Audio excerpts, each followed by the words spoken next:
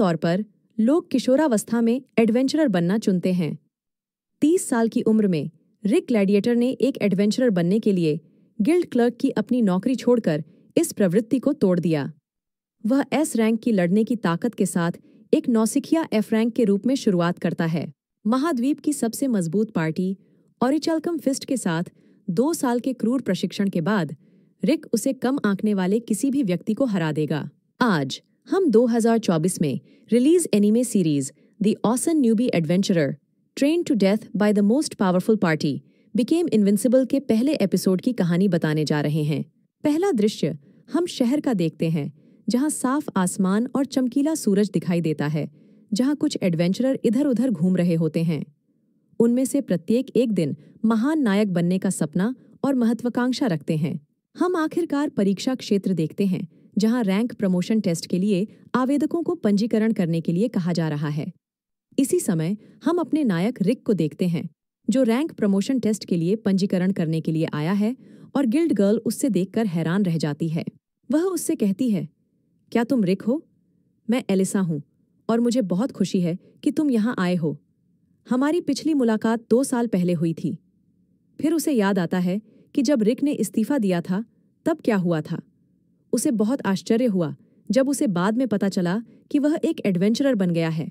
एक एडवेंचरर बनने के लिए आमतौर पर बचपन से ही शुरू करना होता है, लेकिन 30 साल की उम्र में एक एडवेंचरर बनने का फैसला लेना वाकई अविश्वसनीय है। आमतौर पर लोग अपनी किशोरावस्था में एफ रैंक प्रशिक्षु के रूप में शुरू करते हैं और फिर 2 साल के भीतर एक शुरुआती एडवेंचरर बन जाते हैं। फिर एलिसा पूछती है, लेकिन मुझे बताओ रिक, तुम पिछले 2 सालों से क्या कर रहे थे? वह जवाब देता है, मैं कुछ वरिष्ठ एडवेंचरर लोगों के साथ पहाड़ों में प्रशिक्षण ले रहा था। उस समय कोई उन्हें बीच में रोकता है और उससे कहता है, हेलो मिस, क्या तुम अभी फ्री हो? वह उसे बताती है कि वह इस समय काम कर रही है और उपलब्ध नहीं है। वह व्यक्ति जो नशे में लग रहा है और उसे परेशान करना चाहता है, उसके पास जाता है, लेकिन रिक उसे रोकता है और कहता है, रुको, तुम अज्ञानी मूर्ख हो। वह व्यक्ति के ऊपर अपना हाथ रखता है और उसे शांत करता है, पर वह व्यक्ति तो पूरी तरह से बेहोश होकर जमीन पर गिर जाता है, संभवतः बहुत अधिक शराब पीने के कारण। रिक फिर उसे शराब नहीं पीने के बारे में नसीहत देता है और कहता है कि यह दिमाग को पूरी तरह से बेकार कर देती है और विश्व स्तर पर भी प्रतिबंधित है और केवल मूर्ख ही इसे पीते हैं। एलिसा, गिल्ड गर्ल, उसे देखकर मुस्कुराती है और कहती है, ठीक है रिक, यह आपकी परीक्षा टिकट है। आपकी परीक्षा के लिए शुभकामनाएं। वह टिकट लेता है और उसे धन्यवाद देता है, पर वह अचानक चौंक जाता है जब वो पाता है कि उसका नंबर 4242 है और खुद से कहता है, एक बदकिस्मत नंबर जो मौत जैसा है। फिर वह बहुत दुखी महसूस करते हुए गिल्ड छोड़ देता है और रेनेट नाम की एक लड़की से मिलता है। वह उससे गिल्ड के युवा लोगों के बारे में बात करता है कि वे कितने गंभीर हैं और कितनी आशा और सपनों से भरे हुए हैं। उन्हें लगता है कि वे जो चाहें बन सकते हैं। हर किसी के अपने सपने और महत्वाकांक्षाएं हैं। फिर दृश्य गिल्ड के अंदर वापस चला जाता है, जहां हम स्टील के कवच पर एक निशान देखते हैं और उस आदमी की पहचान डोम ओल्ड के रूप में होती है, जो एक शूरवीर है। एलिसा को याद आता है कि क्या हुआ था और उससे आश्चर्य भी होता है कि क्या रिक ने ही ऐसा किया था। फिर दृश्य रिक पर आ जाता है, जिसका एक डॉक्टर माप ले रहा होता है और उसे पता चलता है कि उसकी लंबाई 174 सेंटीमीटर है, लेकिन यह जानकर उसे आश्चर्य होता है कि वह 32 साल का है। फिर डॉक्टर उन्हें बताता है कि उनमें से प्रत्येक अपनी जादुई ऊर्जा का आकलन और माप करने के लिए क्रिस्टल पर अपना हाथ रखेगा। हर कोई अपना हाथ रखता है और जब रिक ऐसा करता है तो परिणाम नकारात्मक F होता है, जो बहुत कम होता है। हालांकि आश्चर्यजनक बात यह है कि क्रिस्टल तुरंत टूट जाता है। इसके बाद दृश्य प्रशिक्षक पर आ जाता है, जो उन्हें बताते हैं कि वे अब अपनी मुक्का मारने की शक्ति का परीक्षण करेंगे।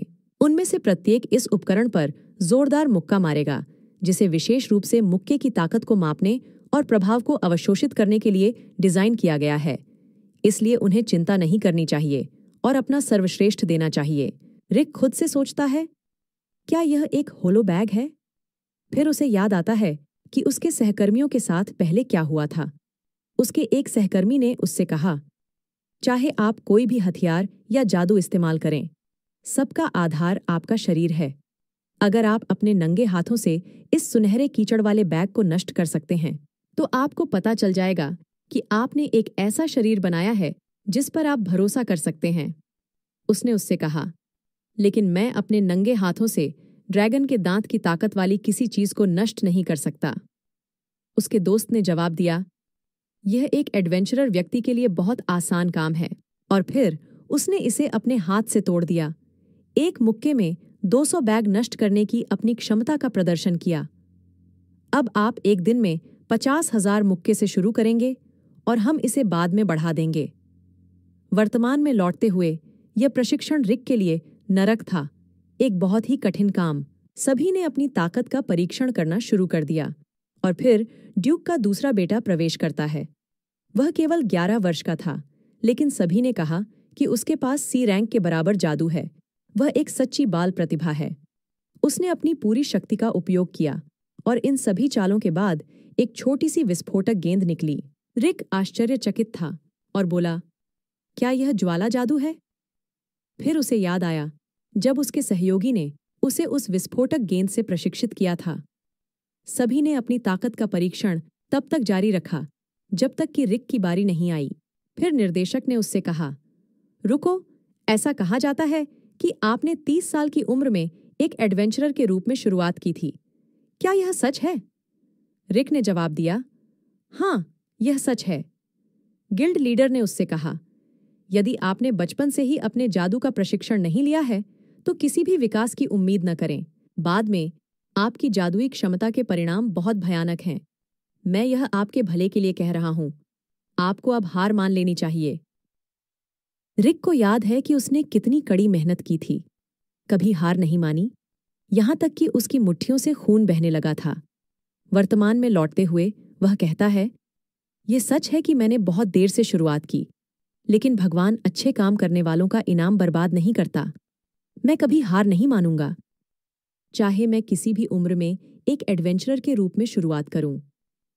फिर वह अपनी मुट्ठी का उपयोग करता है और एक मुक्का मारता है जो पूरी दीवार को तोड़ देता है। हर कोई चौंक जाता है और उनके चेहरे पर बहुत आश्चर्य होता है। फ्रेड डी को दुख होगा कि रिक ने उनसे सुर्खियां चुरा लीं, लेकिन उन्हें इससे कोई फर्क नहीं पड़ता क्योंकि उनकी असली खासियत रक्षात्मक जादू है। जब वे उनकी रक्षात्मक क्षमताओं को मापेंगे तो वह दिखाएगा कि वह क्या कर सकता है। फिर वे अगले प्रशिक्षण सत्र में चले जाते हैं जो मजबूत मंत्रों के खिलाफ उनकी रक्षात्मक क्षमता को माप रहा है। हम देखते हैं कि रिक जादू के खिलाफ खुद का बहुत अच्छे से बचाव कर रहा है, जिससे फ्रेड डी मोइड फिर से दुखी हो जाता है क्योंकि वह चौथे स्तर के मिश्रित प्रकृति जादू के खिलाफ बचाव नहीं कर सकता था जैसा कि रिक ने किया था। प्रशिक्षक रिक को धन्यवाद देता है, यह पुष्टि करते हुए कि वह रक्षात्मक जादू का उपयोग कर सकता है। वह जानता था कि रिक ने खुद का बचाव करने के लिए एक एयर कुशन का इस्तेमाल किया था। प्रशिक्षक आगे बढ़ने का फैसला करता है और पहले स्तर के बजाय 5वें स्तर के मिश्रित प्रकृति जादू का उपयोग करता है। रिक शर्मिंदा लेकिन दृढ़ निश्चयी महसूस करते हुए इस बार रक्षात्मक जादू की उच्च श्रेणी का उपयोग करने का फैसला करता है। वह हमले और बचाव के लिए प्रत्येक प्रथम स्तर के मिश्रित प्रकृति जादू में से केवल एक का उपयोग कर सकता है। प्रशिक्षक उसे चोट लगने से बचने के लिए अपनी शक्ति को अच्छी तरह से नियंत्रित करने के लिए कहता है। फिर प्रशिक्षक 5वें स्तर के मिश्रित प्रकृति जादू का उपयोग करता है और रिक पर उससे वार करता है। रिक आसानी से इससे बचाव करता है। फिर दृश्य सिल्वेस्टर एलेरिया पर आ जाता है, जो किंगडम का प्रथम श्रेणी का नाइट है जिसके पास नैनस डोनो है।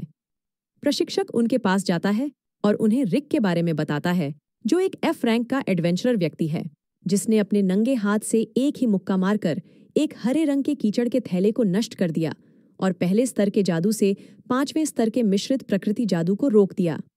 वे एडवेंचरर व्यक्ति की ताकत से चौंक जाते हैं और जब वे उसकी उम्र और यह कि वह 14 साल तक गिल्ड की टाइगर रोड शाखा में रिसेप्शनिस्ट के रूप में काम करता था, तो वे और भी अधिक आश्चर्यचकित हो जाते हैं।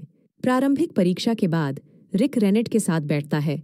वह उससे लिखित परीक्षा के बारे में पूछती है और वह उसे बताता है कि उसे विश्वास है कि उसे बहुत अच्छे अंक मिले हैं।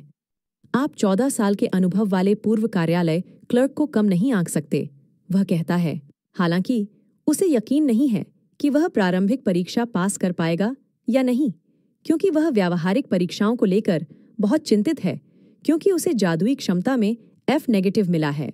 रेनेट उसे आश्वस्त करते हुए कहती है कि उसने पिछले 2 वर्षों में अविश्वसनीय विकास दिखाया है। उस समय फ्रेड डीमिड उनके पास आता है, बहुत गुस्से में। रिक उसका मजाक उड़ाता है, उसे उसके माता पिता को खोजने में मदद करने की पेशकश करता है, जिससे फ्रेड और भी अधिक क्रोधित हो जाता है। फ्रेड परीक्षा में अपनी प्रतिभा का प्रदर्शन करना चाहता था और शानदार उपस्थिति दर्ज कराना चाहता था। फ्रेड की बहन एंजेलिका अपने भाई के साथ जो हुआ उससे परेशान होकर आती है और रिक को डांटती है। फ्रेड उसे बताता है कि यह बूढ़ा आदमी जो 40 साल का है उसे धमका रहा है। रिक यह सुनकर गुस्से में जवाब देता है कि वह अभी भी 30 के दशक में है। दोनों इस बारे में बहस करने लगते हैं और एंजेलिका रिक को द्वंद्व युद्ध के लिए चुनौती देती है। एंजेलिका कहती है, मैं तुम्हें द्वंद्व युद्ध के लिए चुनौती देती हूँ। रिक ने आश्चर्यचकित होकर उत्तर दिया, तुमने अपने दस्ताने को काफी गंदा कर लिया है, लेकिन तुम नहीं जानते कि कपड़े धोना बहुत थका देने वाला काम है। रेनेट ने उसे बताया कि उसने दस्ताने उठाकर द्वंद्व युद्ध को पहले ही स्वीकार कर लिया है। एंजेलिका ने घोषणा की, मैं किंगडम की द्वितीय श्रेणी की नाइट हूँ। अब मैं इस 40 साल के किसान को सबक सीखूंगी। एंजेलिका ने घोषणा की कि प्रत्येक प्रतिभागी द्वंद्व युद्ध के लिए एक शर्त प्रस्तावित कर सकता है। पहली शर्त यह है कि हारने वाले को मृत्यु तक विजेता की सेवा करनी होगी। रिक ने रेनेट से बात की और कहा कि वह किंगडम की द्वितीय श्रेणी की नाइट है। रेनेट ने उत्तर दिया, हाँ, किंगडम नाइट्स किंगडम में शांति रक्षक के रूप में कार्य करते हैं। एक द्वितीय श्रेणी का शूरवीर एक बी रैंक एडवेंचरर के बराबर होता है। रिक ने खुद से चिंतित होकर कहा, बी रैंक पर आप अपने दम पर उच्च स्तरीय राक्षसों को हरा सकते हैं, लेकिन एक एफ रैंक एडवेंचरर के रूप में मैं न केवल चिंतित हूं, बल्कि मुझे डर भी लग रहा है कि मैं जिंदा नहीं बच पाऊंगा। रेनेट ने उसे आश्वस्त होने को कहा और अपने पिछले 2 सालों के प्रशिक्षण को याद करने को कहा। रिक ने भीषण प्रशिक्षण सत्रों को याद किया और महसूस किया कि उसका डर बढ़ रहा है। रेनेट ने आगे कहा, लेकिन अब तुम घबराए हुए नहीं हो, खुद पर भरोसा रखो। ओराकुलम फिस्ट पार्टी को इस बात पर गर्व है कि वह इस महाद्वीप पर सबसे मजबूत है। उत्साहित होकर रिक ने रेनेट को धन्यवाद दिया और एंजेलिका के पास गया। उसने उसे तिरस्कारपूर्वक देखा और कहा, चूंकि तुम एक एफ रैंक एडवेंचरर हो, इसलिए मैं कुछ रियायतें दूंगी और तुम्हें मारने से बचूंगी। रिक ने मन ही मन सोचा, वह ऐसी है जो अपने आप को बहुत महान समझती है।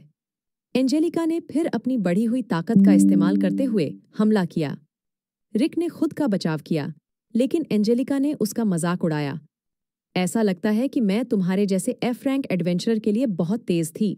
हालांकि रिक ने सहज रूप से उसके हमले को चकमा दिया, यह सोचकर कि वह मुझसे बहुत धीमी है। एंजेलिका ने फिर से हमला किया, लेकिन इस बार एक पत्थर पर ठोकर खाई और रिक ने उसके हमले को आसानी से टाल दिया। एंजेलिका को अपनी गलती का एहसास हुआ। उसने सोचा, मैं लड़खड़ा गई, लेकिन मैं दिखावा करूंगी कि मैंने जानबूझकर ऐसा किया। मैं अब और भी तेजी से हमला करूंगी। उसने एक उच्च गति तकनीक का इस्तेमाल किया, जो पहले की तुलना में 3 गुना तेज थी। रिक ने उसकी बढ़ी हुई गति को देखा, लेकिन वह शांत रहा, उसकी घातक तलवार से सावधान रहा। एंजेलिका के अथक प्रयास के बावजूद भी रिक हर एक वार को चकमा देने में कामयाब रहा। वह चकित थी, क्योंकि केवल कुछ प्रथम श्रेणी के शूरवीर ही उसकी गति पर ठीक से प्रतिक्रिया दे पाते थे। और उसने उससे पूछा, तुम कौन हो? रिक, अब आत्मविश्वास हासिल करते हुए जवाब दिया, 2 साल पहले मैं गिल्ड में रिसेप्शनिस्ट से एक एडवेंचरर व्यक्ति बन गया। मैं बस एक साधारण एडवेंचरर व्यक्ति हूँ।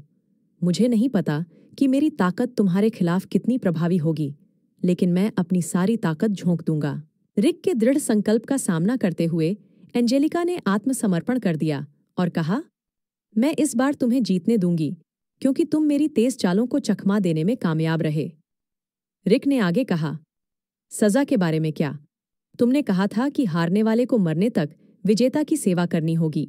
एंजेलिका अब भयभीत हो जल्दी से पीछे हट गई।